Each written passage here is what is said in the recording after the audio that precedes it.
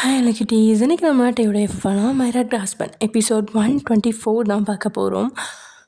So it's must imagine your self. Okay, வாங்க நம்ம வீடியோக்குள்ளே போடலாம். லாஸ்ட்டாக தடவை முடிச்சிருந்தோம் அப்படின்னா, தியாவுக்கு ஃபோன் பண்ணால் டே நேரடியாகவே துபாய்க்கு போய் என்ன டாக்குமெண்ட்டை வாங்கிட்டு வந்தா அப்படின்னு கேட்குறான். என்ன மாம்ஸ் நீங்கள் பெரிய இவர் மலையே புரட்டி போடுறாள், ஒரு டாக்குமெண்ட்டில் என்ன இருந்துச்சுன்னு கூட உங்களால் கண்டுபிடிக்க முடியலையா? சரி விடுங்க, யானைக்கும் அடிசருக்கும் அந்த மாதிரி நினச்சிக்கிறேன். நான் அந்த டாக்குமெண்ட்டை பற்றி சொல்கிறத விட சொல்ல வேண்டியவங்க சொன்னால் நல்லாயிருக்கும். ஸோ ராகவ் சத்யமூர்த்தி 2 பேரையும் பார்க்க தயாரா அப்படின்னு கேட்குறா தியா. உண்மையை தெரிஞ்சுக்க ஆசை, ஆனால் அவங்கள சந்திக்க தயக்கம் அப்படின்ற நிலமையில் அவன் அமைதியாக இருக்கான். இந்த அமைதி அவனோட தயக்கத்தை தியாவுக்கும் புரிய வைக்குது. அவனா விருப்பப்பட்டு அவங்கள சந்திச்சா மட்டும்தான் அவங்க சொல்கிறத காது கொடுத்து கேட்பான். சந்திக்க தயங்குறவனை வற்புறுத்தி அனுப்புனா அவங்க பேசுகிறத அமைதியாக கேட்கவே மாட்டான். என்ன செய்கிறது அப்படின்னு தியா யோசிக்கா. No, I don't want to meet them, I need the document அப்படின்றான் அழுத்தமா. அடைச்சே, இந்த ஆள் ஒருத்தர் கொஞ்சம் கூட இறங்கி வர மாட்டார் போல இருக்கே. நான் வேறு துபாய் வரைக்கும் போய் அந்த டாக்குமெண்ட்டை வாங்கிட்டு வந்ததே வேஸ்ட்டுன்னு ஃபீல் பண்ணுறேன். சாதாரண பர்த் சர்டிஃபிகேட்டு, கிம் டயாங் எந்த ஹாஸ்பிட்டலில் பிறந்தாருங்கிற டீட்டெயில் மட்டும்தானே இருக்குது. இதை வச்சு ஒரு ஆணியும் பிடுங்க முடியாதே அப்படின்ட்டு ஏன் நினச்சிட்ருக்கா? என்ன யோசிக்கிறா? நீ எனக்கு அந்த டாக்குமெண்ட்டை தந்தால் நான் உனக்கு ராஜ்கிருஷ்ணாவை பற்றின ஒரு டாக்குமெண்ட்டை தரலாம் அப்படின்னு பிஸ்னஸ் மேனாக பேரம் பேசுகிறான். ராஜ்கிருஷ்ணாவை பற்றின டாக்குமெண்ட் அப்படின்னதும் தியாவோட கண்கள் மலருது. எப்படியும் வற்புறுத்திட்டே அனுப்ப முடியாது, அவனா விருப்பப்பட்டு போகட்டும். அப்படி போகலை அப்படின்னாலும் உங்களை வச்சாவது டேயை போக வச்சிடலாம் அப்படிங்கிற நம்பிக்கை. இப்போதைக்கு தன்னுடைய கையில் இருக்கிற வேண்டாத குப்பையை கொடுத்துட்டு ராஜ்கிருஷ்ணாவை பற்றின தகவலை வாங்கிக்கலாம் அப்படின்னு லாயர் மூலம் பயங்கரமாக வேலை செய்யுது. ஓகே டீல், சரியாக 2 மணி நேரத்தில் ரித்திக் உங்கள் ஆஃபீஸ்க்கு டாக்குமெண்ட்டை கொண்டு வருவான். நீங்களும் நான் கேட்ட டாக்குமெண்ட்டை தர தயாராக இருங்க அப்படின்னு சொல்லிவிட்டு காலை கட் பண்ணிட்டா தியா. சொன்னபடியே அடுத்த 2 மணி நேரத்தில் ரித்திக் டேயோட ஆஃபீஸ்க்கு வந்து டாக்குமெண்ட்டை மேனேஜர்கிட்ட கொடுத்துட்டு மேனேஜர் கொடுத்த டாக்குமெண்ட்டை வாங்கி பிரித்து பார்த்தவனுக்கு பயங்கர குஷி ஆயிடுச்சு. அடுத்த நோட்டியே தியாவுக்கு ஃபோன் பண்ணுவேன். தியா, நமக்கு அதிர்ஷ்டம்தான், நம்ம எதிர்பார்க்காத ஆதாரத்தை டே நமக்கு தந்திருக்கான் அப்படின்னு சொல்ல, என்னடா சொல்கிற, உண்மையாவா? நம்ம கொடுத்தது மொக்க டாக்குமெண்ட்டுன்னு டேக்கு தெரியறதுக்கு முன்னாடி அங்கேருந்து எஸ்கேப் ஆகிடுனன்பா அப்படின்னு தியா எச்சரிக்கவும், டே மீட்டிங் முடிச்சுட்டு வர்றதுக்குள்ளே மேனேஜரோட கண்ணில் மண்ணு தூவி எஸ்கேப் ஆகிட்டான் ரித்திக். பாஸ், நம்ம மோச போயிட்டோம். வழக்கம் போல் உங்கள் மச்சினிச்சு ஏதோ குப்பை தொட்டியில் போட வேண்டியதை தந்துட்டு நல்ல டாக்குமெண்ட்டாக ஆட்டையை போட்டா அப்படின்னு டே கேபின்குள்ளே நுழைஞ்சு அடுத்த நொடியே புலம்பிக்கிட்டு டேயோட முன்னாடி டாக்குமெண்ட்டை வைக்கிறான் மேனேஜர். கோ அப்படின்னு சொன்ன டேபிளில் தலையை கழுத்து கிடக்குறான். பாஸுக்கு என்னாச்சு?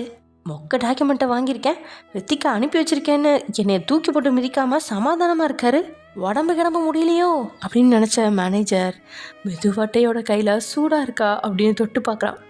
நீ கண்டபடி தடவி அனுபவிக்க நான் உன் பொண்டாட்டி இல்லை, ஒழுங்காக வெளியே போச்சு சஃப் அப்படின்னு டே பொறுமையாக சொல்கிறான். டேயோட குரலில் ஏதோ கலக்கம் இருக்கும். மேனேஜருக்கு அங்கேருந்து போகவே முடியல. என்ன பிரச்சனை அப்படிங்கிற யோசனையில் மேனேஜர் நிற்கா.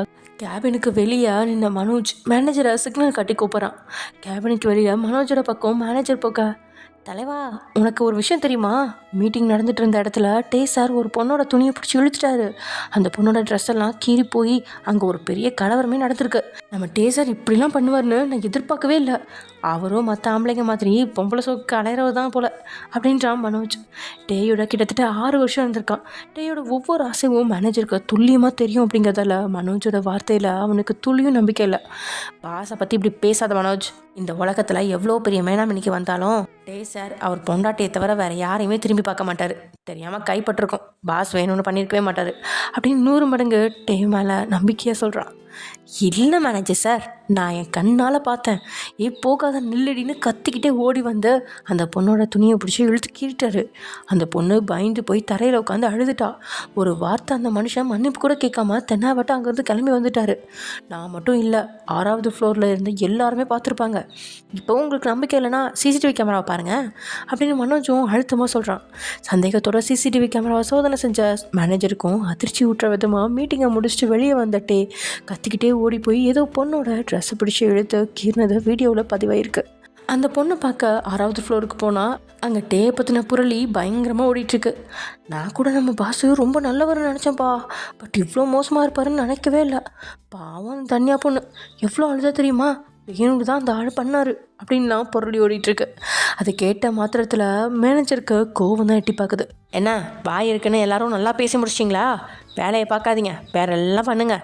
1ஆம் தேதி சம்பளத்துக்கு வருவீங்கள அப்போ இருக்குது அப்படின்னு மேனேஜர் கத்துனதில் எல்லாருமே அமைதியாக அவங்கவுங்க லேப்டாப்க்கு முன்னாடி இருந்த வேலையை ஆரம்பிச்சிட்டாங்க. அங்கேருந்து நேராக ஓய்வு அறைக்குள்ள நுழைஞ்சா 2 பொண்ணுங்க பக்கத்தில் நின்று ஆறுதல் சொல்ல சேரில் உட்காந்து அழுதுட்ருக்கா தனியா. அழுகிறவளை பார்க்க கொஞ்சம் பாவமாக தான் இருக்குது. தனியாவுக்கு ஒரு வாரம் லீவ் கொடுத்து அனுப்பி வீட்டுக்கு அனுப்பு அப்படின்னு மனோஜ் கிட்ட சொல்லிட்டு நேராக டேயோட கேபின்குள்ள நுழைறான். பாஸ், ஃபீல் பண்ணாதீங்க, யாரும் உங்களை தப்பாக நினைக்கல, தெரியாமல் தானே பண்ணீங்க, இட்ஸ் ஓகே பாஸ் அப்படின்னு டேக்கு ஆறுதலாக பேசுகிறான் மேனேஜர். தலை நிமிர்ந்து பார்த்த டே விரல் அசைவில் வெளியே போகிறபடி சிக்னல் கொடுத்துட்டதால ஜோசப் அமைதியாக வெளியே போக டேபிளில் கையை ஊனி தலையை தாங்கி பிடிக்கிறான் டே. இன்றைக்கி மீட்டிங் முடித்து வெளியே வரும்போது திரும்பி நின்ன தனியாவோட கையில் உங்களோட கையில் கிடந்த அதே பிரேஸ்லெட் கிடக்கு. பின்னாடி இருந்து பார்க்குறதுக்கு வேற உங்களோட ஜாடையில் இருக்க 3 நாளாக தூக்கம் இல்லாமல் உங்களையே நினச்சி பைத்தியக்காரத்தனமாக சுற்றி தெரிஞ்சவனுக்கு ஒரு நொடி நீங்கள் தான் தன்னை தேடி வந்திருக்கீங்க அப்படின்னு தோணிடுச்சு. அந்த நொடி அவன் மூளை யோசிக்கல, ஒரு ஆர்வமும் சந்தோஷமும் அவன் கால்களை நிற்க வைக்காம ஓட வச்சிருச்சு. ஏய் நிலடி, போகாதடி அப்படின்னு கத்துனவன் லிஃப்ட்டுக்குள்ளே ஏற போனவங்களோட பக்கத்தில் ஓடி வந்தவன் ஒயன் அப்படின்னு நினச்சி தோள்பட்டையை தான் பிடிக்க பார்த்தான். அவள் கொஞ்சம் நகர்ந்துருக்க டேயோட கையில் மாட்டினது என்னவோ அவளோட சுடிதாரோட பின்பக்க டாப் தான். லிஃப்ட்டுக்குள்ளே ஏறாமல் தடுக்கிறதுக்காக அவன் கொஞ்சம் ஃபோர்ஸாக பின்னோக்கி எடுக்கவும் எதிர்பாராத விதமாக அவள் போட்டிருந்த சுடிதார் முதுகுலேருந்து அப்படியே கீறி வந்துருச்சு. உள்ளே போட்டிருக்கிற இன்னர்லேருந்து பாதி முதுக்கு வரைக்கும் வெளியே தெரியா சுற்றி வேற 50 பேர் பார்த்துட்ருக்கிறதுல அந்த பொண்ணு பயந்து தரையில் உட்காந்து அழுதுட்டா. டேக் அந்த நொடி பக்குன்னு ஆயிடுச்சு. பதட்டத்தில் மன்னிப்பு கூட கேட்காம அவன் பாட்டுக்கு கேபினுக்கு வந்துட்டான். இப்போ வரைக்கும் அவள் ட்ரெஸ்ஸை பிடிச்சி இழுத்த அந்த வலது கையோட நடுக்கம் குறையவே இல்லை. நீங்கள் அப்படின்னு நினச்சி இன்னொரு பொண்ணை கேவலப்படுத்திட்டேனே அப்படின்னு உள்ளுக்குள்ளே ஒரே படப்படப்பு. ஒரு வேளை அந்த பொண்ணு கொஞ்சம் மோசமானவளாக இருந்திருந்தா கூட இந்த அளவுக்கு வருத்தப்பட்டிருக்க மாட்டான். ட்ரெஸ்ஸு கிழிஞ்ச அடுத்த நொடி அந்த பொண்ணோட கண்களில் ஊற்றெடுத்தது கண்ணீர்.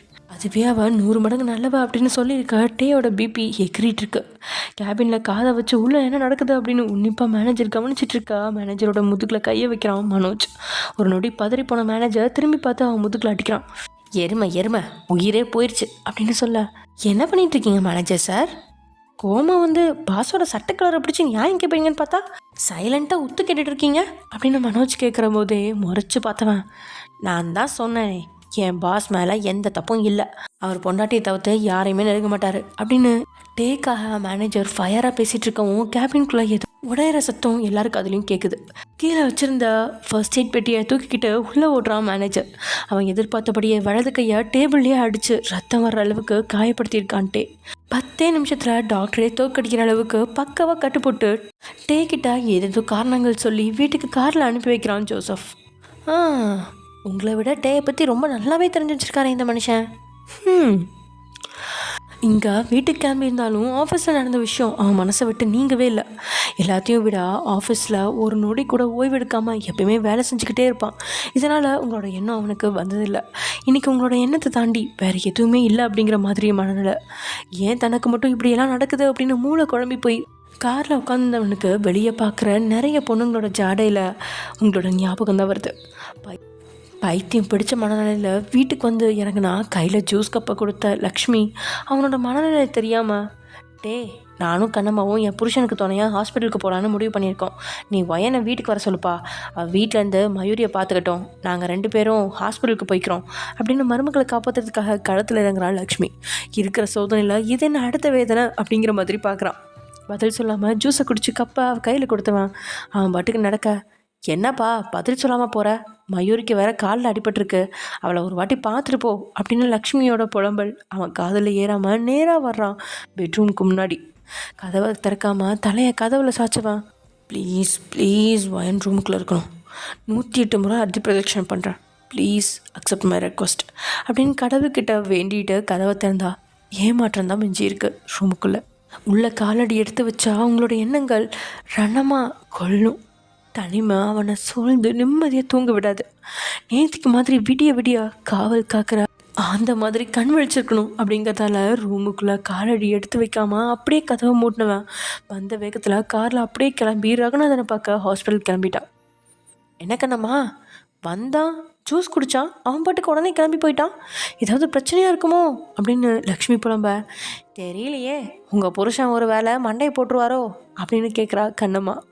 அடி பாவி, என் தாலிக்கும் புட்டுக்கும் வேட்டு வைக்கலான்னு பார்க்குறியா, வாயை மூற்றி கருணாக்கி, அவர் நல்லா தான் இருப்பார், கடவுள் நல்ல உசுரை தான் சீக்கிரமாக எடுப்பார், கெட்டவங்கள ஒன்றும் பண்ண மாட்டார், அதனால் அவருக்கு ஆயில் கெட்டி தான், நாளைக்கு நம்ம 2 பேரும் என் புருஷன் பார்க்க ஹாஸ்பிட்டலுக்கு போயிட்டு அப்படியே ஒயனை வீட்டுக்கு அழைச்சிட்டு வந்துடுவோமா அப்படின்னு லக்ஷ்மி சொல்ல, அட போங்கம்மா, நீங்கள் வேற, உங்கள் பையன் வீட்டை விட்டு வெளியவே விட மாட்டார், இதில் எங்கே அந்த ஆஸ்பத்திரிக்கு போயிட்டு வர்றது?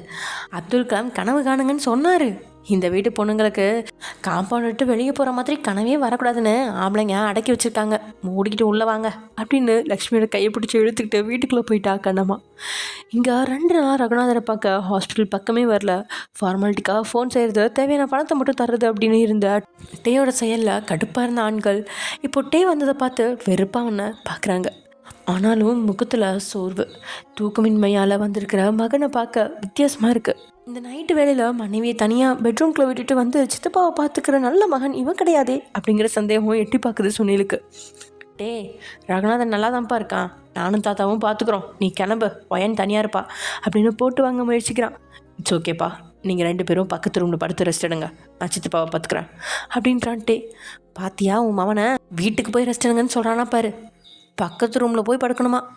பேன் காற்றுல படுத்து தூக்கமும் வரல, சாதாரண பெட்டில் படுத்து முதுகு வலியாக வேற இருக்குது அப்படின்னு சுனிலோட காது கடிக்கிறான் பாலகிருஷ்ணா.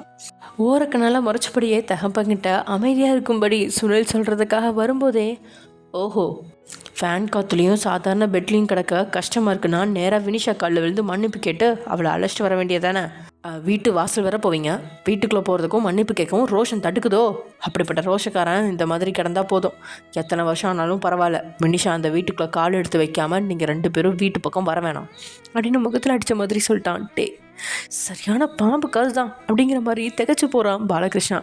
டேயோட கோபம் அதிகமாகிறதுக்கு முன்னாடியே, அப்பா மாத்திரை தின்னுட்டு தூக்க கலத்தில் கண்டபடி புலம்பாதீங்க, எந்திரிச்சு பக்கத்து ரூமுக்கு போய் பண்ணுங்க அப்படின்னு தகப்பனை உஷாராக்குறான். இனி பேச்சு கொடுத்தா வயசானவன் அப்படின்னு பார்க்காம டே தூக்கி போட்டு மிதிப்பான் அப்படின்னு உஷாரான பாலகிருஷ்ணா எழுந்து போயிட்டான். ஆஃபீஸில் என்ன பிரச்சனை? ஏதோ பொண்ணோட ட்ரெஸ்ஸை கீறிட்டேன்னு தகவல் வந்துச்சு, ஒயனுக்கும் உனக்கும் ஏதாவது பிரச்சனையா அப்படின்னு கேட்குறான் சுனில்.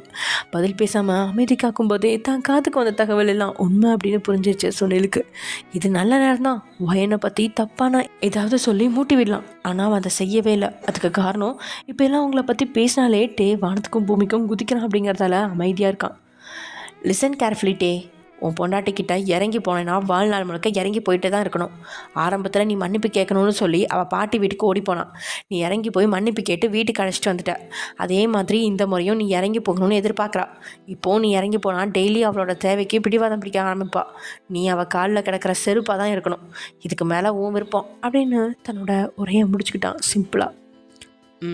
நீங்கள் சொல்கிற அதே விஷயத்துக்காக தான் நானும் இப்போ வரைக்கும் இறங்கி போகல, இனியும் இறங்கி போகவும் மாட்டேன். அதே மாதிரி உங்களுக்கு 24 மணி நேரம் டைம் தரேன்.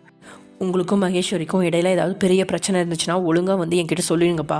நான் ஒரு பைத்தியக்காரன், எப்பயும் இல்லாமல் எந்த பக்கம் வேணாலும் சாய்வேன்.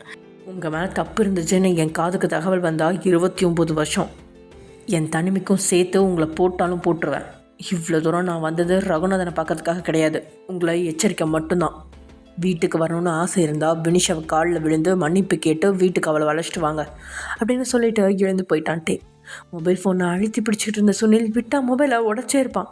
தன்னுடைய உள்ளங்கைக்குள்ளே இருந்த மகன் மொத்தமாக கையை விட்டு வெளியே குதிச்சு ஓடிட்டான் அப்படிங்கிறத விட தனக்கு எதிராக வந்து நிற்கிறானே அப்படிங்கிற கோபம் அவனோட பார்வையிலே தெரியுது. மகேஸ்வரி அவ்வளோ தானே விட்டுட்டு போனா, அவன் மேலே தானே தப்பு இருக்குது, இவன் ஏன் தாங்கிட்ட இருக்கிறான்? ஒயன் டேயோட வாழ்க்கையில் வந்ததுக்கப்புறம் டேயோட இந்த மாற்றம் வந்துச்சா, இல்லை ராகவும் சத்தியமூர்த்தியும் தான் இதுக்கெலாம் காரணமா? அதுவும் இல்லைன்னா சைலண்ட்டாக பின்னாடி இருந்த சாவியை திருக்கி விடுறது என்னமோ தியா தான் அப்படிங்கிறதால அவள் தான் பிரச்சனையா அப்படின்னு புரியாமல் இருக்கான் சுனில். இங்கே கார்லேருந்து கீழே இறங்கின அடுத்த நோட்டியே மேனேஜரை தீயா முறைக்கிறான் டே. வாட் இஸ் திஸ், இதுக்கு இங்கே வர சொன்னேன் அப்படின்னு டே கத்த. பாஸ் கொஞ்சம் பொறுமையா என் கூட வாங்க, உங்களுக்காக ஒரு சர்ப்ரைஸ் வச்சுருக்கேன், அந்த சர்ப்ரைஸை பார்த்தா நீங்கள் ரொம்ப எக்ஸைட் ஆகிடுவீங்க அப்படின்னு ஆர்வமாக கூப்பிட்றான் மேனேஜர். சர்ப்ரைஸா? பார்ப்போம், ஏதாவது லூசுத்தனமாக பண்ணியிருந்தேன்னு வச்சுக்கோ, இன்றைக்கி உனக்கு டெத்து தான் அப்படின்னு உரிமைக்கிட்டே அவங்களுக்கு முன்னாடி இருந்த அப்பார்ட்மெண்ட்டில் லிஃப்ட் வழியாக ஏறுறான். 2வது மாடியில் 3வது ரூமுக்கு முன்னாடி 2 பேரும் நிற்க டேக்காக அவன் வாங்கி வச்சுருந்த அப்பார்ட்மெண்ட்டோட கதவை திறந்தவன், இதோ உங்களுக்கான சர்ப்ரைஸ் அப்படின்னு சொல்லி முடிக்கும்போது மேனேஜரோட கணத்தில் அவனை கொடுக்குறான் டே. You stupid idiot nonsense, you are fired. நான் என் பொண்டாட்டி மேலே உயிரியை வச்சுருக்கேன், நீ என்னன்னா ஏதோ ஒரு பொண்ணை ஜல்சா பண்ணுறதுக்கு அழைச்சிட்டு வந்திருக்கியா, உன்னை இன்னைக்கு கொல்லாமல் விட மாட்டேன்டா அப்படின்னு டே கத்தவும், என்னது பொண்ணா அப்படின்னு திரும்பி பார்த்தா உள்ளே நிற்கிறா ஒரு பொண்ணு. ஆட நீ வேற ரூம் க்ளீன் பண்ணுறதுக்கு இப்போ தான் வரணுமா, வெளியே போமா அப்படின்னு கத்தி அந்த பொண்ணை வெளியே துரத்தி விட்டான் ஜோசப். பாஸ் கோவப்படாதீங்க, அதை ரூம் க்ளீன் பண்ணுற பொண்ணு தான், நான் சொன்ன சர்ப்ரைஸ் வேறு பாஸ், வாங்க என் கூட அப்படின்னு சொன்னதோட உள்ளே வரமாட்டேன் அப்படின்னு டேயோட கையை பிடிச்சி இழுத்து உள்ளே அழைச்சிட்டு வந்தவன் பால்கனி கதவை திறந்து அதை கொண்டு வந்து நின்றுட்டான். இதான் பாஸ் உங்களுக்கான சர்ப்ரைஸ் அப்படின்னு கையை காட்டுறான்.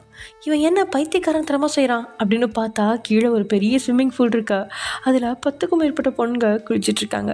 அவனே இன்னைக்கு நீ சத்துடா அப்படின்ட்டு மேனேஜரோட கழுத்து பிடிச்சி பால்கனிலேருந்து கீழே பார்க்க, ஐயோ கொண்டாடாதீங்க பாஸ், நான் அந்த ஸ்விம்மிங் பூலை காட்டல, அதான் தெரியல காம்பவுண்டுக்குள்ளே ஒரு பொண்ணு நிற்கிறா, அவளை தான் காட்டினேன் அப்படின்னு மேனேஜர் சொல்ல, வாட் மறுபடியும் பொண்ணும், இன்னைக்கு உன்னை கொல்லாமல் விட மாட்டான் அப்படின்ட்டு மேனேஜரை கீழே தள்ள முயற்சிக்கிச்சிட்ருக்க. திடீர்னு அவனோட கைகள் சட்டுன்னு தள்ளுறதா நிறுத்திடுச்சு. அவனோட கண்கள் அந்த காம்பவுண்ட் தோட்டத்தில் உட்காந்துருக்கிற பொண்ணை அவ்வளோ ஜூம் செஞ்சு பார்த்து பரவசம் அடையுது. ஏன்னா அந்த அப்பார்ட்மெண்ட்டுக்கு பக்கத்தில் தான் மூர்த்தி இல்லம் இருக்குது. அங்கே இருக்கிற ஊஞ்சலில் உட்காந்துட்ருக்குறீங்க நீங்கள். டே மொத்தமாக மெய்மறந்து அங்கேயே பார்த்துட்ருக்கா. உயிரை கையில் பிடிச்சிக்கிட்டு பால்கனிக்குள்ளே வர்றான் மேனேஜர். அப்படியே கிளம்பி போகாமல் பாஸ் அப்படின்னு டேயோட கையை சுரண்டான். அவன் தண்ணியில் மறந்து நிற்கவும், பாஸ் அப்படின்னு மேனேஜர் கத்தி முடிக்கிறதுக்குள்ள அவன் காதில் குயிங் அப்படிங்கிற சத்தம் கேட்குற அளவுக்கு கன்னத்தில் ஒன்று கொடுக்குறான்ட்டே. அட பாவி பாஸு, உனக்கு ஒரு நல்லது பண்ணலான்னு பார்த்தா என்னையா அடிக்கிறியாயா அப்படின்னு மேனேஜர் பார்க்க, என்னடா பாஸ் லூசுன்னு வெளியே போடா அப்படின்னு டே கத்த. பாஸ் வெறும் கண்ணால் பார்த்தா தெரியாது, இந்த பைனாக்குலர் வச்சு பாருங்க தெளிவாக தெரியும் அப்படின்னு பைனாக்குலர் கொடுக்குறான் மேனேஜர். நொடியும் தாமதிக்காமல் அதை வாங்கிக்கிட்ட கெட் அவுட் அப்படின்னு சொன்ன டேயோட கண்கள் பைனாக்குலர் வழியாக உங்களை ரசிக்குது. மனசாட்சியில் தான் மங்கூஸ் மாட்டியா ஒரு நன்றி சொல்கிறானா பாரு. இந்த ஆளுக்காக கஷ்டப்பட்டு அப்பார்ட்மெண்ட்லாம் விலைக்கு வாங்கினதுக்கு அப்புறம் 2 மடங்கு அதிகமான படத்தை கொடுத்து துரத்தி விட்டுட்டு இந்த ஆளை இங்கே கொண்டு வந்ததுக்கு 3 அடி 2 திட்டு கிடச்சது தான் மிச்சம் அப்படின்னு சொல்லி புலம்பிக்கிட்டே கிளம்புனாலும் டே சந்தோஷமாக இருக்கிறதுல மேனேஜருக்கு நிம்மதி அப்படின்னு எலக்ட்ரிக் ஸ்கூட்டியில் வீட்டுக்கு கிளம்புறான் ஜோசப். வாழ்க்கையிலேயே ஜோசப் செஞ்ச உருப்படியான காரியம் இதுதான் அப்படின்னு பைனாக்குலர் வழியாக சோகமாக ஊஞ்சலில் ஆடிட்டுருக்கிற உங்களை ரசிக்கிறான். இதுக்கப்புறம் டேக்கு உங்களை மிஸ் செய்கிற எண்ணமே இல்லை. காலையில் இங்கே வந்து உங்களை ரசிப்பான், நைட்லேயும் இங்கேயே வந்து உங்களை பார்த்துக்கிட்டு தூங்கிடுவான் அப்படின்னு ஒரு வாரம் கண்ணை மூடி திறக்கிறதுக்குள்ளே கடந்து போயிடுச்சு. திங்கக்கிழமை காலையில் கால் டாக்ஸியில் கோட் வாசலில் ஜீன்ஸ் பேண்ட், அதுக்கு மேலே வெள்ளை சட்டை, கையில் கோட் யூனிஃபார்மை மடக்கி வச்சபடியே கீழே இறங்கின தியாவை சுற்றிக்குது கேமராக்கள். மேடம், ராஜ்கிருஷ்ணாவுக்கு எதிராக நீங்கள் வாதாட போகிறத பற்றி என்ன நினைக்கிறீங்க அப்படின்னு ஏகப்பட்ட கேள்விகள் தியாவை சொல்லுது. அதுக்கு காரணம் இன்றைக்கி தான் ராஜ்கிருஷ்ணாவோட கேஸ் முதல் ஹியரிங்க்கு கோர்ட்டுக்கு வந்திருக்கு. மேடம், நீங்கள் இது வரைக்கும் பெருசாக எந்த கேஸுமே வாதாடினது கிடையாது, உங்களுக்கு மேலே எவ்வளோ சீனியர்ஸ் இருக்காங்க, அவங்களையெல்லாம் விட்டுட்டு நீங்கள் எதுக்கு இந்த கேஸாக எடுத்து நடத்துகிறீங்க? இதுக்கு பின்னாடி பர்சனல் ரிவெஞ்ச் ஏதாவது இருக்கா?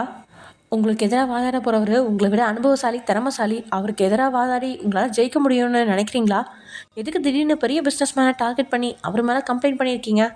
இதுக்கு பின்னாடி வேறு யாராவது இருக்காங்களா அப்படின்னு 2 நிமிஷம் அவளை பதில் பேசவே விடாமல் ஏகப்பட்ட கேள்விகள் தியாவை சூழ்ந்தது. இந்த கேள்விகளுக்கு பின்னாடி ஒரு பெண்ணா உன்னால் சாதிக்க முடியாது அப்படின்னு மறைமுகமாக தன்னை தாக்குற மாதிரி தியா உணர்றான். அதுக்குள்ளே போலீஸ்காரங்க சூழ்ந்துக்கிட்டு தியாவை நெருங்காமல் ரிப்போர்ட்டுகளை தடுக்கிறாங்க. இந்த கேமரா மீடியாக்களை பார்த்து பயப்படுற ஆள் அவ கிடையாதே, எல்லாத்தையும் தூசி தட்டுற மாதிரி பார்த்தவ கெத்தா கண்ணாடியை மாட்டிக்கிட்ட. இதில் பர்சனல் ரிவெஞ்ச் எதுவும் இல்லை, எனக்கு மேலே நிறைய சீனியர் இருந்தாலும் அவங்களே என்கிட்ட இந்த கேஸை நீயே எடுத்து நடத்துன்னு சொல்லியிருக்காங்க. எனக்கு எதிராக யார் வாதாடினாலும் என்னால் ஜெயிக்க முடியுங்கிற நம்பிக்கை இருக்குது. ஃபைனலி இந்த கேஸுக்கு பின்னாடி எந்த ரிவெஞ்சும் கிடையாது. As a lawyer I always fight for truth. அதனால தான் நான் அதை சூஸ் பண்ணியிருக்கேன். Thank you so much for your support அப்படின்னு சிம்பிளாக முடிச்சுட்டு போலீஸ்காரங்க புடைசூல கோர்ட் வாசலுக்கு நுழையிறா. ஃப்ரெண்ட்ஸ் 3 பேருமே அவளை கட்டி அணைச்சிட, டேய் போதுண்டா நசுக்கி கொண்டுடாதீங்க அப்படின்னு கத்தனை தியாவை விட்டு விலகுறாங்க 3 பேரும். என்னதியா உடம்பு முடியலன்னு சொன்னாங்க, ஒரு வாரத்தில் கொஞ்சம் பருத்து போயிருக்க, உன் புருஷன் உன்னை ரொம்ப நல்லா கவனிக்கிறானோ அப்படின்னு கேட்டு சச்சித்தோட தலையில் தட்டுறா. டேய் நீ சொன்னதோட டபுள் மீனிங் எனக்கு புரிஞ்சிருச்சு, ஓவராக பேசி உதவாங்காத அப்படின்னு எச்சரிக்கிறா. அதை விடுதியா, ராகவ் சார் இருந்த எல்லா பாயிண்ட்டையும் ப்ரிப்பேர் பண்ணிட்டியா? நமக்கு எதிராக வாதாடுற லாயர் பக்கா கேடி, அவனை சமாளித்து இந்த கேஸை ஜெயிச்சிட்டோம்னா நீயும் ஒரு முக்கியமான லாயராக மாறிடுவ, உனக்கு அடுத்து நாங்களும் களத்தில் இறங்குவோம் அப்படின்றான் அருண். கவலைப்படாத, ஜெயிக்கிறேனோ தோக்குறேனோ முயற்சியை மட்டும் கைவிட மாட்டேன். ஜெயிச்சா 2 நாள் பாராட்டுவாங்க, அப்புறம் மறந்துடுவாங்க. தோத்தா காரி துப்புவாங்க, அப்புறம் அதையும் மறந்துடுவாங்க. இதுதான் உலகம், நீங்களாம் துணையாக இருக்கீங்களே அதுவே போதும்டா அப்படின்னு நெகிழ்ச்சியாக சொன்ன தியா ஒரு வாரம் கெஸ்ட் ஹவுஸில் நல்லா ஓய்வு எடுத்துகிட்ருக்கா. அவளுக்கு தேவையான ஆதாரம், நோட்ஸ் அப்படின்னு எல்லாத்தையுமே தூங்காமல் ஓய்வு இல்லாமல் எடுத்து கொடுத்ததெல்லாம் அவங்களோட ஃப்ரெண்ட்ஸ் மட்டும்தான். அந்த சந்தோஷத்தில் நின்ன தியாவோட கண்கள் பேச்சு கொடுக்காம நிற்கிற ரித்திகை பார்க்குது. என்ன ரித்திக், உடம்பு முடியலையா? அமைதியாகவே நிற்கிறா அப்படின்னு தியா கேட்கா. அவன் அமைதியாக இல்லை, மூடிட்டு நிற்கிறான். பாவம் பையன், அவன் பொண்டாட்டி கூட ஹனிமூன் அப்படின்னு சச்சித் அடுத்த வார்த்தையை பேச முடியாத அளவுக்கு அவன் வாயை அழுத்தி முடுறான் ரித்திக். ஒன்றும் இல்லை தியா, நீ உள்ளே போ, நாங்கள் கொஞ்சம் நேரத்தில் வர்றோம் அப்படின்னு தியாவை அனுப்பி வச்சுட்டு ஃப்ரெண்ட்ஸ்களை கொடூரமாக உரைக்கிறான். ஏன்டா உயிர் எடுக்கிறீங்க? கேஸ் முடிஞ்சதுக்கப்புறம் ஹனிமூன் கதையை அவகிட்ட சொல்லுங்கள் ப்ளீஸ், கொஞ்சம் நேரம் அமைதியாக இருங்க அப்படின்னு ரித்திக் கெஞ்சினதால் அவங்களும் அமைதியாக இருக்க 15 நிமிஷத்துக்குள்ளே கோர்ட்டில் கேஸ் விசாரணை தொடங்கிடுச்சு. விசாரணை தொடங்கினதுக்கு முன்னாடியே முக்கிய குற்றவாளியான ராஜ்கிருஷ்ணாவை போலீஸ்காரங்க அழைச்சிட்டு வந்து எல்லாரும் முன்னாடி நிறுத்திட்டாங்க. கெத்தா வெள்ளையும் கருப்பும் கலந்த மீசையை முறுக்கி ரவுடி மாதிரி சுற்றி தெரிஞ்சவனோட போலீஸ் அடியில் ஏகப்பட்ட காயம், உடல் இழைச்சி போய் கையில் விலங்கோடு வந்து நிற்கிறான்.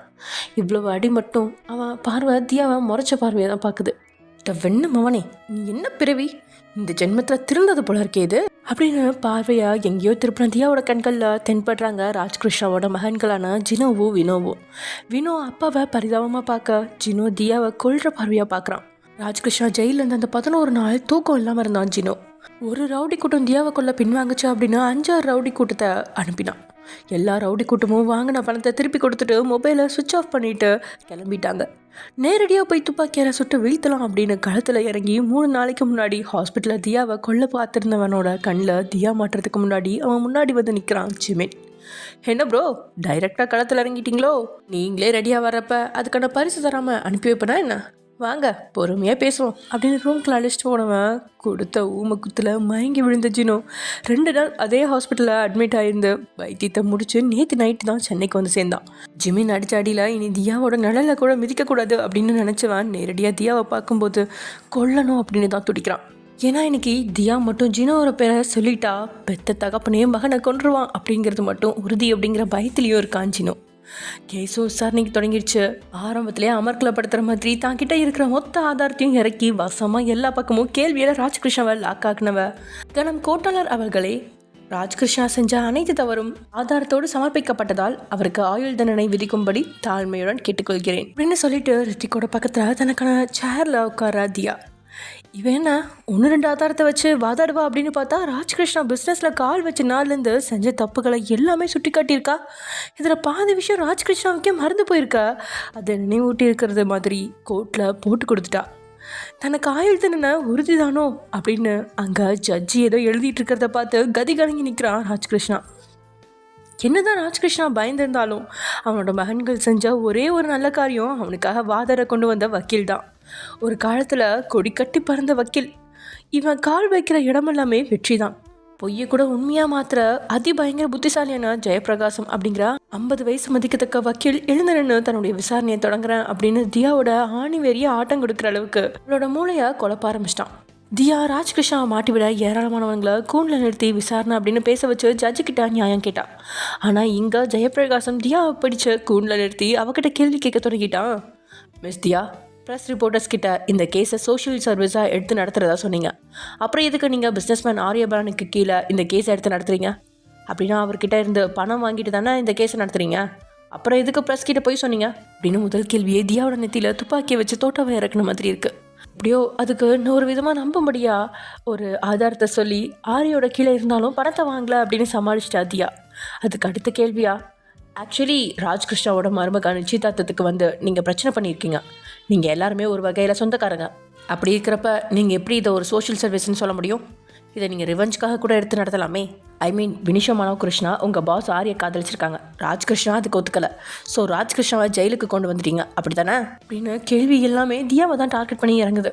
ராஜ்கிருஷ்ணா ஏகப்பட்ட ஊழல் செஞ்சுருக்கான். அதை பற்றி யார் என்ன கேள்வி கேட்டாலும் எப்படி சொல்லி சமாளிக்கணும் அப்படின்னு நல்லா ப்ரிப்பேர் பண்ணி வந்தவ இது மாதிரி பர்சனல் கேள்விகள் வரும் அப்படின்னு எதிர்பார்க்கல. 1-2 கேள்விக்கே நாக்கு தள்ளிடுச்சு. இதில் தொடர்ந்து கேள்வியில் டென்ஷனான தியா, எக்ஸ்கியூஸ் மீ சார், நீங்கள் சொல்கிற மாதிரி எதுவுமே கிடையாது. ஆரி வினிஷாவை காதலிக்கிறாங்க. அவங்க மேஜர். ஸோ அவங்க கல்யாணத்தை யாராலையும் தடுக்க முடியாது. இந்த கேஸ் ரிவெஞ்சுக்காக கேஸ் கிடையாது, சோஷியல் சர்வீஸ் மட்டும்தான். அது சம்மந்தமாக ஏதாவது கேள்வி இருந்தால் கேளுங்க அப்படின்னு கடுப்பாயிட்டா.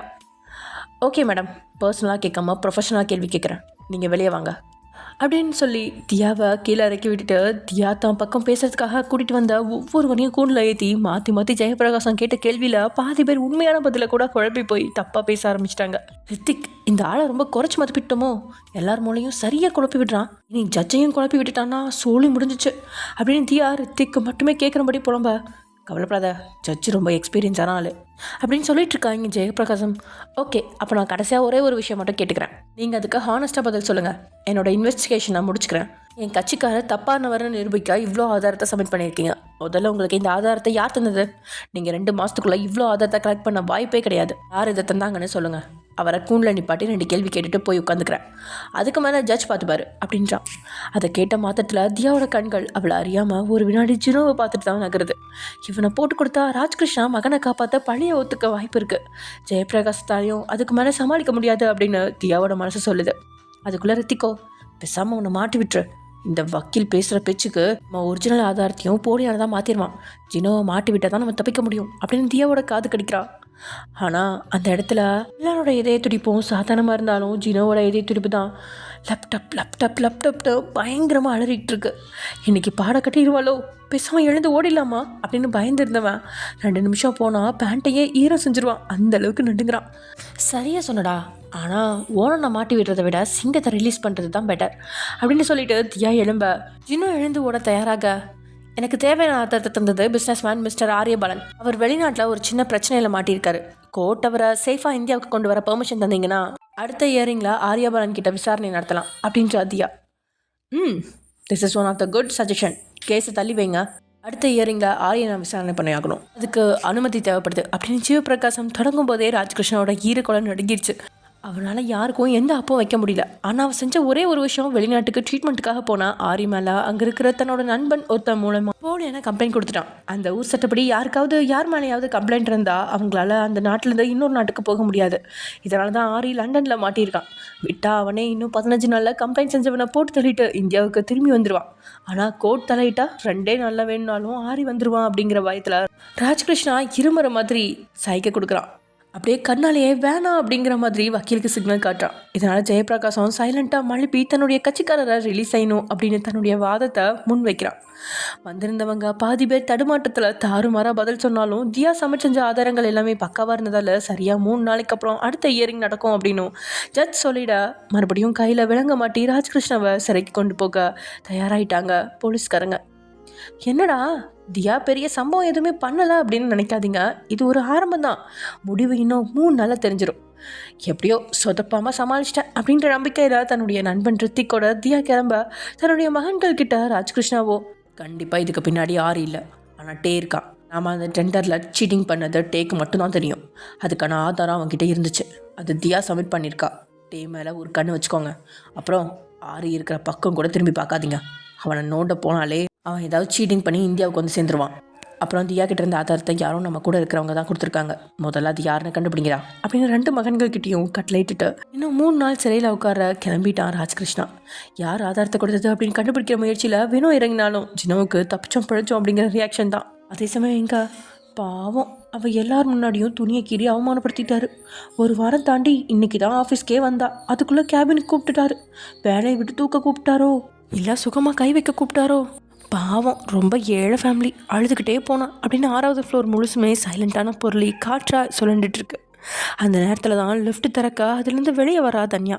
டேயை பார்க்க போகும்போது கலங்கின கண்களோடு போனவங்களோட கண்கள் இப்போது தெளிஞ்சிருக்கிற முகத்தில் சந்தோஷம் குடிக்கொண்டிருக்க வந்தவளை சுற்றுறது ஒரு கூட்ட பெண்கள். என்னாச்சு? திட்டினாரா? அடித்தாரா? ஏதாவது அசிங்கமாக பேசினாரா அப்படின்னு பயங்கரமான கேள்விகள் எழும்புது. ஹே கேர்ள்ஸ், நான் சந்தோஷமாக இருக்கேன். நீங்கள் ஏன் இப்படி கேள்வி கேட்குறீங்க? நீங்கள் சொன்னதை வச்சு நான் டேசரை ரொம்பவே தப்பாக நினச்சிட்டேன். அவர் என்கிட்ட வெளிப்படையாகவே மன்னிப்பு கேட்டார். அதுவும் ஒரு ஈகோ கூட இல்லாமல் மன்னிப்பு கேட்டார். என்னோடய ரெஸ்யூமை பார்த்து நீ படித்த படிப்புக்கும் நீ பார்க்குற வேலைக்கும் சம்மந்தம் இல்லையேன்னு கேட்டார். நான் சொன்னேன், சார் எனக்கு ஃபினான்ஷியல் ப்ராப்ளம், அதான் அக்கௌண்ட்டாக வேலை பார்க்குறேன்னு. பட் இப்போ அவர் என்ன ப்ராஜெக்ட் ரெடி பண்ணுற டீமில் ட்ரைனியாக சேர்ந்துக்க சொல்லிட்டாரு. எல்லாத்தையும் விட என் சிஸ்டர் மேரேஜ்க்கு 5 லட்ச ரூபாய் பணமும் அவர் கிழிச்ச அதே மாதிரி சுடிதாரும் வாங்கி கொடுத்துறாரு. He is perfectly gentleman and sweet person. நான் தான் அவரை தப்பாக நினச்சி ஒரு வாரம் வீட்டுக்குள்ளே உட்காந்து அழுத்துட்டேன். நான் இனி 5வது ஃப்ளோரில் தான் வேலை பார்க்க போகிறேன். பாய் ஃப்ரெண்ட்ஸ் அப்படின்னு சந்தோஷமாக சொல்லிவிட்டு தன்னுடைய பொருள்லாம் எடுத்துக்கிட்டு கிளம்பிட்டா தனியா. என்னடி இது, நம்ம சிடுமூஞ்சி பாஸா இவர்கிட்ட மன்னிப்பு கேட்டாரு. ஒரு குட் மார்னிங் சொன்னால் கூட கண்டுக்க மாட்டார். சின்ன தப்பு பண்ணால் கூட ஏதோ அவரோட சொத்தையே நம்ம தின்னு தீத்த மாதிரி கத்துவார். நான் எல்லாம் என் சேலரியில் பாதிய மேக்கப்கே செலவு பண்ணி அழகு தேவதையாக அவரை கரெக்ட் பண்ணுறதுக்காக முன்னாடி போய் நின்னதுக்கு துப்பட்டா போடுறி ஸ்டூபிட், நாளையிலேருந்து மூஞ்சில் பேய் மாதிரி மேக்கப் இருந்துச்சு, மூஞ்சி கிழிச்சிருவேன் அப்படின்னு 50 பேர் முன்னாடி திட்டி ஒரு கிளாஸ் தண்ணியை மூஞ்சியில் ஊற்றிட்டு போயிட்டாரு அப்படின்னு புலம்புறா விஷாக்கா. ஹே டார்லிங், டோன்ட் ஃபீல். எனக்கு தெரிஞ்ச தனியா கொஞ்சம் அழகாக வெள்ளையாக இருக்காளா, ஏழை ஃபேமிலி, அப்பாவி பொண்ணா வேற இருக்கா. அதான் பாஸ் அட்ஜஸ்ட்மெண்ட்டுக்கு கூப்பிட்டுருப்பாரு. இவனும் ஓகே சொல்லியிருப்பா. அதான் ப்ரமோஷன், எக்ஸ்ட்ரா மணி எல்லாமே கொடுத்துருக்காரு போல். பணம் இருக்கிறவன் கெத்தாக தான் இருப்பான். இவன் வேலையை தக்க வச்சுக்க இறங்கி போயிருப்பாளா இருக்கும் அப்படின்றா பக்கத்தில் நின்னா ஒருத்தி. இது ஏனோ இந்த உலகமே அப்படி தான். நல்லவங்களையும் நல்லது செய்கிறவங்களையும் அப்பாவிகளையும் மட்டும்தான் குறை சொல்லும். அதே சமயம் இங்கே வழக்கமாக 7 மணிக்கு வீட்டுக்கு போய் சேர்றவன் இன்றைக்கி 5 மணிக்கு கிம் இல்லத்துக்கு வந்து சேர்ந்துட்டான். வேகமாக வீட்டுக்குள்ள நினைச்சவன் சோஃபாவில் உட்காந்து கையால் எம்ப்ராய்டரி டிசைன் போட்டுட்ருக்கிற லக்ஷ்மியை பார்த்து வியக்கிறான். லக்ஷ்மி அம்மா, உடம்பு முடியல, நெஞ்சு வலிக்குது, உடனே வான்னு ஃபோன் பண்ணிவிட்டு கூலாக உட்காந்து துணி தைச்சிட்ருக்கீங்க அப்படின்ட்டு புருவத்தை உயர்த்தி கேட்கா. துணியை ஓரமாக வச்சுட்டு எழுந்து நின்னவ. டே, நான் கேட்குறதுக்கு பதில் சொல்லு, வயனுங்க 1 வாரமாக எங்கள் கண்ணிலே அவளை நீ காட்டலப்பா. எப்போ கேட்டாலும் அவள் ஹாஸ்பிட்டலில் இருக்கான்னு சொல்கிறேன். அது உண்மையாக பொய்யா அப்படின்னு கேட்குறா லக்ஷ்மி. பொய் தான், அவள் ஹாஸ்பிட்டலில் இல்லை அப்படின்னு ஊருக்கே தெரியும். ஆனால் அந்த அப்பா விஜயனுக்கு தெரியாது அப்படிங்கிறதால அதையே மெயின்டைன் பண்ணுவேன். அம்மா, நான் ஃபஸ்ட்டே சொல்லிட்டேன், வயன் ஹாஸ்பிட்டலில் இருக்கா. ரகுநாதன் சித்து பார்க்க ஹெல்ப் பண்ணுறதுக்காக ஒரு பொண்ணு வேணும்னு சொல்லியிருக்காங்க. அவள் அங்கே இருக்கிறதுல உங்களுக்கு என்ன பிரச்சனை அப்படின்னு குரலை உயர்த்துறான். அவனோட உயர்ந்த குரலுக்கெல்லாம் பயப்படுற மாதிரி இல்லை. அப்படியா விஷயம்? டேய், நான் வடிகட்டின முட்டாள் கிடையாது. உன்னோட சித்தப்பா மத்தியானம் வீட்டுக்கு வந்து சேர்ந்துட்டாரு. வயன் வரல. அவர்கிட்ட விசாரிச்சா அவள் ஹாஸ்பிட்டலுக்கே வரலன்னு என்கிட்ட கத்துறாரு. வயனோட பாட்டிக்கு ஃபோன் பண்ணால் அங்கேயும் போகலையாம். தியாவுக்கு ஃபோன் பண்ணால் ராகவோட வீட்டில் இருக்கிறதா சொல்கிறா. உண்மையில என்ன நடக்குது? வயன் எதுக்காக அவங்க வீட்டுக்கு போனா அப்படின்னு கேள்விகளை அடுக்கிறா லக்ஷ்மி. பல நாள் திருடன் ஒரு நாள் மாட்டுவான் அப்படின்னு தெரியும். இதுக்கு மேலே மறைக்க வேணாம் அப்படின்னு நடந்த விஷயங்களை எல்லாத்தையுமே ஒன்று விடாமல் சொல்லிட்டான். மகன் தங்கிட்ட போய் சொல்லிட்டான் அப்படிங்கிற கோவமும் மனைவி கிட்ட கொஞ்சம் இறங்கி போயிருக்கலாம் அப்படிங்கிற வெறுப்பும் எட்டி பார்க்குது. அதே நேரத்தில் டே மேலே இதில் எந்த தப்பும் இல்லை. நீங்கள் இப்படி டே விட்டு பிரிஞ்சு இருக்க வேண்டிய அவசியமே இல்லை. எப்படி நீங்கள் இவ்வளோ கல் நெஞ்ச கரையாக இருக்கீங்க அப்படின்னு மருமகள் மேனையும் கோவம் எட்டி பார்க்குது. சரி டே, நடந்ததெல்லாம் நடந்து போச்சு. என் மருமகளை வீட்டுக்கு அழைச்சிட்டு வந்துடு. பொண்டாட்டிக்கிட்ட கொஞ்சம் இறங்கி போகிறதா தப்பில்லை அப்படின்னு லக்ஷ்மி பேசின வார்த்தை அவன் கடுப்பை கிளப்பிடுச்சு. ஸ்டாப் இட் லக்ஷ்மி அம்மா, எப்படி உங்களால் இந்த மாதிரி பேச முடியுது? அவளை விட்டுட்டு வந்தது தப்பு தான். அதுக்காக மன்னிப்பு கேட்டு அழைச்சிட்டு வர ரெடியாக தான் இருக்கேன். ஆனால் அந்த பொம்பளையை என்னால் பார்க்க முடியாது. அவங்க பக்கம் நியாயம் இருக்கோ தர்மம் இருக்கோ எனக்கு அதை பற்றி கவலை இல்லை. நான் என்ன பாவம் பண்ணேன்னு என்னை எல்லாரும் தூக்கி வீசிட்டு போயிட்டாங்க. நான் பிறந்ததை தவிர என்ன தப்பு பண்ணேன்? என் உடம்புல கெட்ட ரத்தம் ஓடுதுன்னு சொன்னான். அப்படின்னா என்ன அர்த்தம்? நான் என்ன மிருகமா? அவள் வயிற்றில் பிறக்காத பையனுக்கு சாப்பாடு ஊட்டி விட்றா, தாளாட்டப்படி நல்லா பார்த்துக்கிறா. என்கிட்ட சாப்பிட்டியான்னு கேட்குறதுக்கு கூட ஒரு நாதி இல்லை. நான் கண்டிப்பாக அந்த பொம்பளையை பார்க்கவே மாட்டேன். வயன்கிட்டையும் இறங்கி போகிறதா இல்லை. நான் ஒவ்வொரு வாட்டியும் இறங்கி போகிறதுனால தான் வயன் பிடிவாதம் பிடிக்க கற்றுக்கிட்டா. என் மேலே எந்த தப்பும் இல்லை. நான் யாருக்காகவும் இறங்கி போக மாட்டேன். அவளாக விருப்பப்பட்டு வந்தால் வரட்டும், எனக்கு கொஞ்சம் வேலை இருக்குது, நைட்டு வீட்டுக்கு வரமாட்டேன் அப்படின்னு சொல்லிட்டு அவன் பாட்டுக்கு காரில் கிளம்பிட்டான். டேயோட ஒவ்வொரு வேதனையும் பார்த்து பழக்கப்பட்டதால் என்னவோ மகன்கிட்ட மறுத்து பேச மனசு வரல. ஒரு சில நாள் லக்ஷ்மி மனம் பொறுக்காமல் கோவிலில் வச்சு மகேஸ்வரியை சந்திக்கும் போது டேயை ஏற்றுக்கொள்ளும்படி கெஞ்சியிருக்கா. அப்போ கூட மகேஸ்வரி கண்டுக்கல அப்படிங்கிறதால தான் கோபம் இருக்க அமைதியாக சோஃபாவில் உட்காந்துட்டா. இங்கே கோவமாக கிளம்புனவன் மேனேஜர் வாங்கி கொடுத்த அந்த அப்பார்ட்மெண்ட் வீட்டுக்கு வந்துட்டான். 1 வாரமாக இந்த வீட்டில் தான் இரவு வேலை கழிஞ்சிட்ருக்கு. வந்ததும் சட்டையை கழட்டி வீசிட்டு பால்கனியோட கதவை திறந்தவன் அங்கே இருக்கிற பெரிய பைனாக்குலர் வழியாக அந்த காம்பவுண்டுக்குள்ளே இருக்கிற எல்லா இடத்தையும் சுற்றி பார்த்து கடைசியாக கையில் ஒரு பூனைக்குட்டியை வச்சு கொஞ்சிகிட்ருக்கா உங்களை பார்க்குறான்.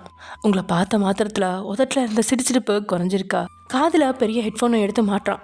அதில் நீங்கள் பேசிகிட்டு இருக்கிறது இங்கே தெளிவாக கேட்க தொடங்கிடுச்சு. என்ன செல்லம், உங்கள் அம்மா அப்பாவை தொலைச்சிட்டிங்களா?